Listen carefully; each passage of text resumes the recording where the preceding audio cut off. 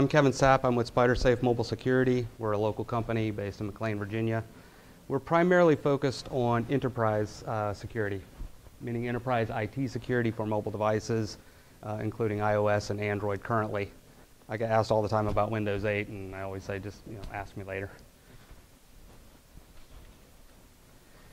So our focus, and the focus of kind of the enterprise IT market in general, has been really moving away from the devices themselves as a physical asset and really more towards applications running on those devices. Because at the end of the day, that's what most people care about, and it's certainly what the enterprises care about. There's being a dramatic shift from PCs and things of that nature over to tablets for all kinds of reasons, web apps, native apps, you name it. In the old days, it was kind of like everyone had their laptop or their PC and they had a BlackBerry, and BlackBerry was primarily considered an email device. I think today it's still considered an email device, although fewer and fewer people are using that. But certainly iOS and Android have changed the game when it comes to that. I mean, they certainly do phone, they certainly do email, but those are just one of many applications running on those. So what we're seeing is enterprises really wanting to deploy legacy applications or even new mobile-first applications to these devices and to the employee population. And what they run into a lot is basically the security problems associated with that. And there's sort of lots of vectors around that. One is the security controls that they have today for PCs, like anti-malware or data leakage prevention or lots of other types of controls, even application level control for PC, does not really apply well. Those tools don't work today on these operating systems. So that's a huge problem. So you have this kind of tension between people wanting to use these devices, mobilize applications, and having this sort of security problem being able to do so, particularly in highly regulated verticals such as financial or healthcare, certainly within the government, et cetera. So basically, this is just a lot of quips, essentially, about what we need to kind of focus on in industry is really applications, how to secure them, and what users should be able to do with them.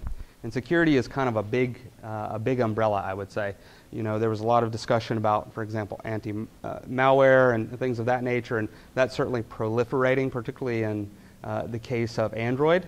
But enterprises are often concerned about other things, data leakage being one of the primary issues that they're worried about right now. And data leakage can be something very simple. These things are very easily lost or stolen. You lose it in the cab. There are tools on the market today that can address that type of issue, where if you lose a device, you basically zap it remotely or something like that. What the tools don't currently address is how people use applications and how they share data off to services that tend to be consumer services. If you're in the security field, you've probably heard about a lot of the high-profile breaches. Twitter is breached kind of all the time. Evernote was recently breached. People use Dropbox all the time. So there's an enormous number of consumer applications through which enterprise data is leaked. And that's basically the sort of the primary concern right now of enterprise IT when they're talking about mobile security. Another issue really is, again, this convergence of cloud computing or SaaS or however you want to term it. But basically, in the old days, again, you sort of had your desktop PC, you were inside the enterprise, it was connecting directly to your enterprise data center. So all of the controls really were sort of in your intranet or office to office. But all of those links and all of the communication between these things was well controlled by IT. That's been completely turned inside out now, because more and more applications like Salesforce.com or you name it, basically everybody has a SaaS offering, and enterprise IT is quickly moving to these SaaS and cloud providers, even hosted email. For example, Exchange has kind of been a long stalwart. People connect into Exchange. There's lots of security wrapped around the perimeter of Exchange, for example, anti-spam, you name it.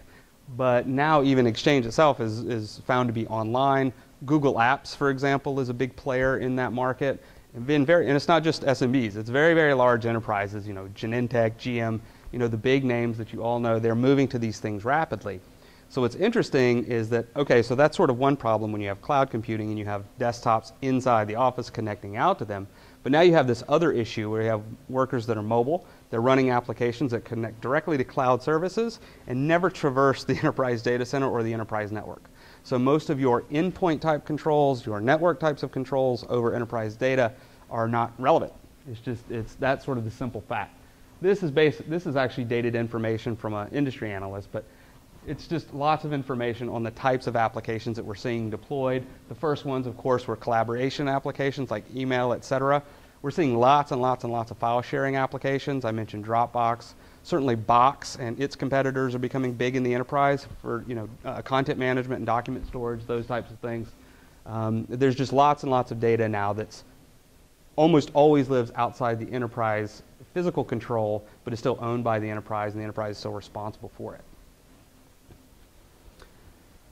A lot of organizations now are developing custom mobile applications as well. So aside from sort of the native email client that you have built into the device, or applications that you're downloading from Google Play or from the Apple App Store or what have you, enterprises are moving to develop their own applications.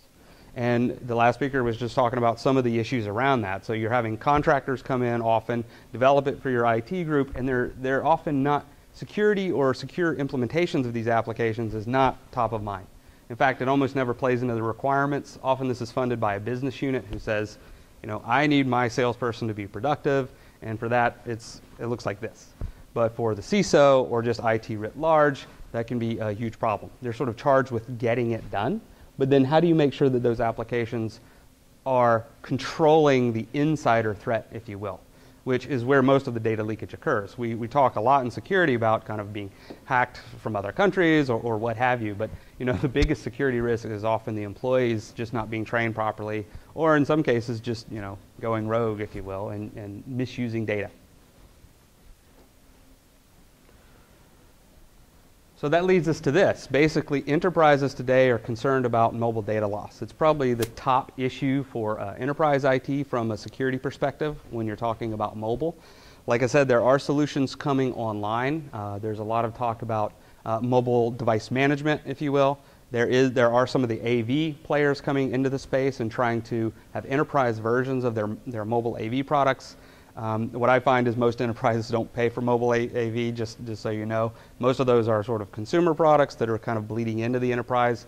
But while it's a threat for them, it's not sort of the main target. Really, the question is how do I control data in use? When employees are using it, and make sure everything is, they're doing things properly.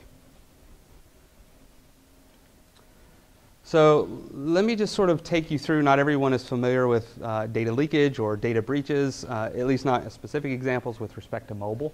I'll give you, this is one example that's sort of classic and ubiquitous. So in this case, this is my device. I have my corporate email on it. It's connecting to an Exchange server. I get a sensitive document in here. This one says M&A proposal, but take your pick. It could be a patient record. It could be anything basically that's sensitive to the organization. Now that's been flown down to my device. It's there. It's present. It's cached locally. And what I can do from either of the two main operating systems is essentially select the document and say share to another application. And what that often does, kind of in the benign case, it lets me open it so that I can view that application or possibly edit it for local operations. But what happens in many cases is that users will share that off to a consumer application like Dropbox or Evernote or what have you. And if you've ever kind of observed that workflow, a document essentially goes from corporate control, or what should be under corporate control in a corporate email client, out to a consumer application. The user may not be doing anything malicious intentionally, but this document essentially gets attached to a note, in this case of Evernote, and that's almost instantaneously synced up to the Evernote cloud. So the handle to that data is gone, unless that attachment were encrypted or something like that, which is a whole nother huge problem if you're familiar with the DRM space. But basically this type of thing happens all the time. And now we're seeing this proliferate way, way, way beyond email. Email is just a ubiquitous example, but as I mentioned before, people are using things like Box as a corporate content sharing tool, and I can do the same example there. I can get something at Box, I can look at that document legitimately, but as soon as I share it off to a consumer-oriented application, it's almost immediately gone in the cloud, because all of these mobile applications, any of the really powerful ones, are all cloud connected anyway. They're connected to some service. So now I'll kind of get into my company and how we view the problem and how we sort of address it. So basically what our focus has been is really sort of controlling how people access and use data on mobile applications on these two operating systems. So the example that I gave before would be something that would be the example that we would want to prevent. Your IT person essentially would want to specify a policy that says, you know, users should be able to get documents because they're using it and we want them to be mobile. They should be able to view them. They should be able to do these things. But my real concern is I don't want those documents to be leaked. And the user is not even thinking in that way that, oh, this is a leak or a data breach or something. But it falls under it and you're subject to all of the same penalties. In fact, it can be even much worse than some of the kind of internal data breaches, which are just often, you know, stolen passwords or something like this. This is actually the data. The goal really is to provide policy controls over applications specifically versus, say, the device. There are two things you really care about on the mobile devices these days. And again, that's the applications and how they're used, and specifically the data around those applications. At least in North America, the device itself is not particularly interesting. You know, users may own it themselves, so therefore the enterprise has no obligation over it. Or even when the enterprise does buy it, those are highly subsidized by the carriers anyway, so it's a fairly inexpensive thing. So it's not a property issue per se. It's really around intellectual property, which are, you know, documents or files or other types of data. Here I just kind of want to describe the ecosystem, if you're not familiar with enterprise security today. Basically, now this can go deeper, and you can always make this box bigger, and there's lots of things, but this is sort of the general tools and trends that are out there right now. Certainly there's application development, and there's lots and lots of discussion around application development. You know, Apple has their own development tools, Google provides their own development tools. Those are the kind of the common things that people use on these platforms. Clearly we talk about web-based development, but then it extends way beyond that. There's sort of hybrid development tools from open source. There are industry-specific development tools from companies like SAP, et cetera. So there's a whole ecosystem really built now around developing and deploying applications to mobile devices. And again, they tend to not factor in security at the application layer. That's pretty much up to the individual developer. There's MDM on the bottom right. That's mobile device management, if you're not familiar with that. That is very much akin to traditional asset management you have for laptops and servers and all of that sort of thing today. Basically, your IT person can push applications to a device. They can provide some management over that device, meaning configuration. Maybe they configure the VPN on that device for you. They configure your email client over the air for you. If you've lost the device, they can issue a remote wipe command. Basically, it's all around managing that device itself as an asset. And that sort of has been around now for a little while, but I say, you know, these companies really got serious about MDM starting circa 2007 or 8. There is MAM, which is what's called mobile application management.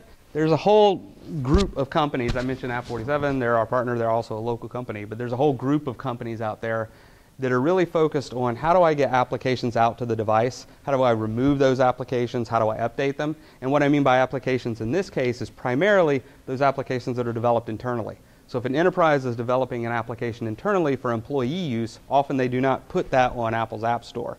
They kind of have their own private app store. That's sort of the term you hear today. Many agencies within the government are looking at that, certainly.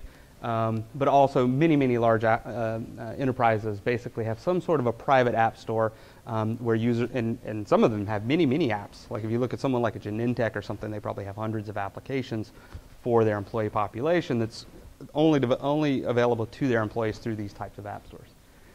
And then there's folks basically focused on security. You know, all of these vendors kind of, you know, there is some bleed over between all of them based on functionality, but these are the general areas of focus. When we talk about security, again, for enterprises, you're really talking about controlling applications, which applications, for example, may or may not run on a device. Particularly in retail, transportation, logistics operations, they may want to run only a handful of applications on an iPad. It's not the same thing as you bringing your iPad to work and trying to use it. Of course, if you flip that over, lots of large enterprises are saying, bring in your iPad, bring in your iPhone, and use that for work, get your email on it or whatever. And they may want to control what applications run on your personal device if you've agreed to that. You know, the one I hear about all the time from enterprises is that they want to let employees use their devices, and that's okay, but they cannot run Dropbox on their devices if they do. Now, you know, if you're familiar with, you know, the notion of blacklisting and whitelisting, you learn that that quickly kind of doesn't scale well because it's hard to keep track of every application you don't want in your environment. But that's sort of the way it's being looked at and handled today. Here are the things that was sort of the core of what we're focused on, and there's always a lot of layers to this stuff. But one is security management. So there needs to be a place where IT goes and specifies what policies apply to my data on mobile devices. So that has to be defined somewhere. Existing systems where they might set policy for PCs, for example, an Active Directory or group policy or things like that, do not apply in this world because often these operating systems don't speak Microsoft, and that's a lot of what kind of enterprise IT speaks. So there's a big impedance mismatch and a big disconnect. So that's kind of the need for security management.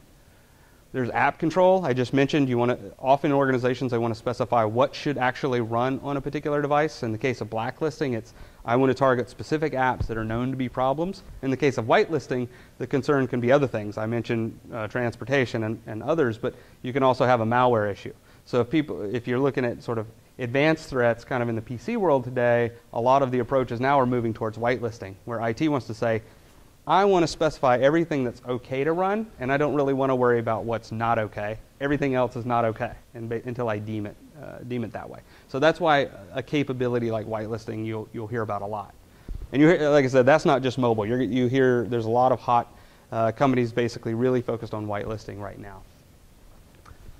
Data loss prevention, I've talked a little bit about that. I gave one example of really what you're trying to do is control sharing between applications, which is actually a very hard problem on these operating systems because vendors basically don't have the same hooks that they would have in the Windows world, the server world, et cetera, to do that type of thing.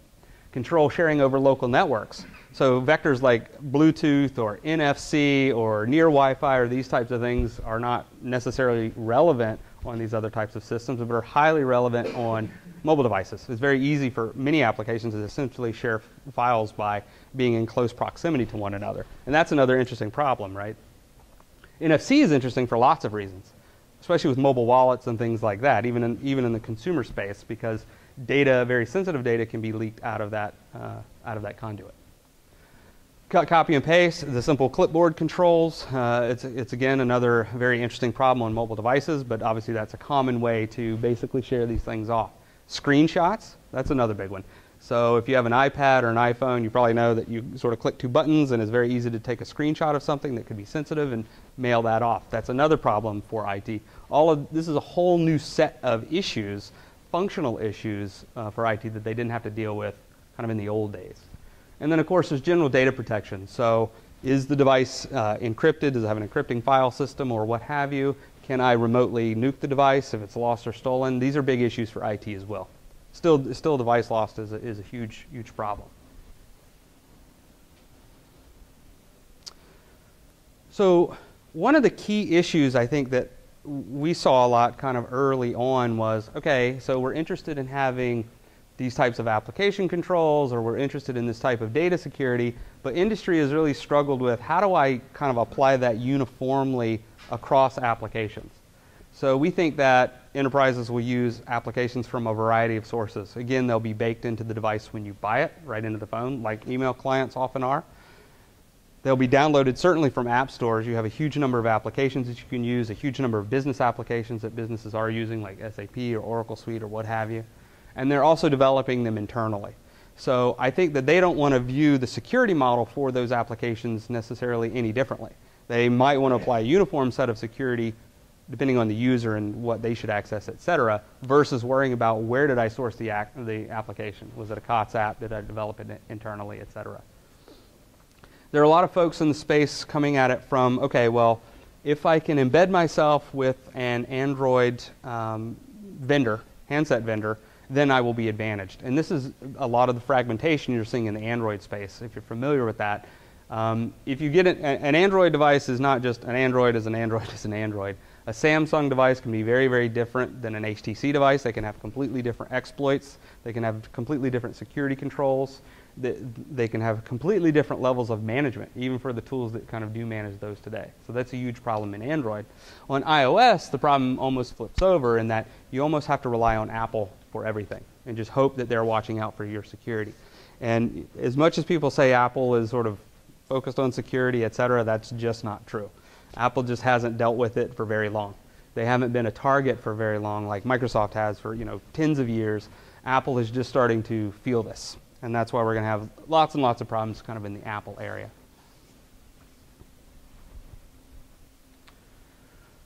So just to give you a couple of buckets if you're interested in researching the topic, I've talked about us obviously, but there's another class of application security out there that's kind of known as app wrapping. That's not really you won't see that in marketing language necessarily, but basically the idea there is very interesting. Whereas if you are developing apps internally, and this doesn't apply to apps you download from the App Store or native apps, but if you're in enterprise IT and you're developing apps internally, there are technologies that exist that basically allow you to take that application, maybe from a contractor or from your development team, hand it over to your security team, and the security team can actually apply policies to it post hoc, meaning once it's developed via various methods, code injection or other types of things, but often it's done kind of at the binary level. So that's an interesting technology. Virtualization and containers you may hear about. Containers certainly. There's a lot of sort of secure email clients on the market right now. That's often known as a secure container, if you will. Some of those have expanded out to some other types of capabilities, a calendar or some productivity apps like document editing and things like that. Virtualization is an interesting area, particularly in the Android world. A lot of vendors, VMware for example, has done some research on that. Basically, they want to apply data center virtualization to the smartphone.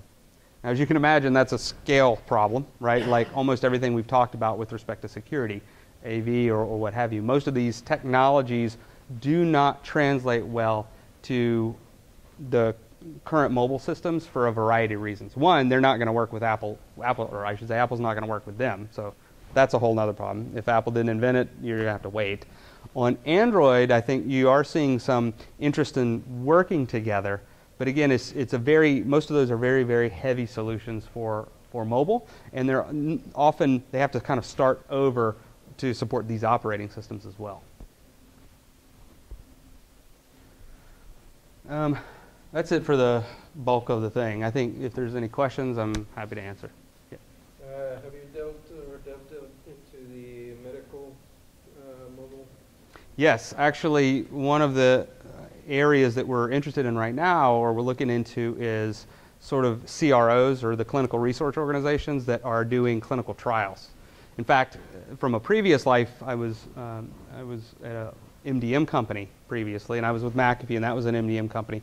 And some of our customers were doing clinical trials, and they would basically issue devices to patients who were in the trial. I remember years ago we had a very interesting one for hemophilia patients. They would use this, they would collect their data, et cetera, but even though the users were entering their own data, it was still on the folks doing, the onus was on the CRO to basically protect that data. So yeah, we think that's a big area because it's regulated. You definitely want to keep patient information safe, whether it's trials or whatever, even pharmaceutical companies, et cetera.